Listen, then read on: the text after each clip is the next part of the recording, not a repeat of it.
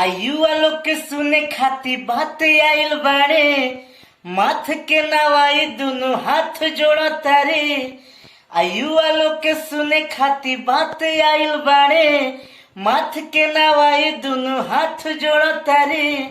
आ करी जा विचार तो दे दीना प्यार, लड़े खाती पवन भैया कारा काटे आइल बाड़े।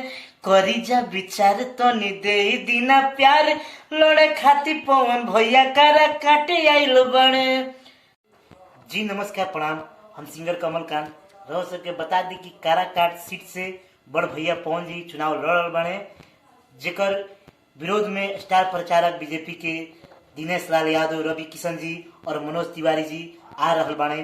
तो हम मनोज तिवारी, रवि किशन जी और दिनेश लाल यादव जी से नम्र निवेदन विनती करते कि रउआ सब काराकाट में मत आई, ताकि जनता के गुस्सा और अत्यंत दुखी मन मत हो, ताकि रउआ सब के बिहार में कहीं भी रउआ सब प्रचार करे जाए तो भीड़ देखे के ना मिलो।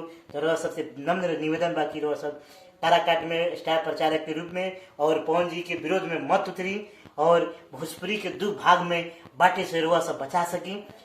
खासकर रउआ सबके अक्सर देखे के मिलता कि हर बार चुनाव जब भी रउआ सब लड़ल बनी तो पवन जी खून पसीना से अपन रउआ सबके बीच में जाके चुनाव प्रचार कैले बने और चुनाव प्रचार सक्सेस भइल बा। और आप सबके और जनता के प्यार दुलार के बदौलत ही आज रउआ सब भी कुछ बानी और पवन भैया के भी कुछ बानी। पवन भैया खासकर गायकी से तो सेवा दिलर बनी और इच्छा सेवा बा राजनीति से। तो रउआ सबके नम्र निवेदन बा कि रउआ सब स्टार प्रचारक में और काराकाट में मत उतरी। जय माता दी।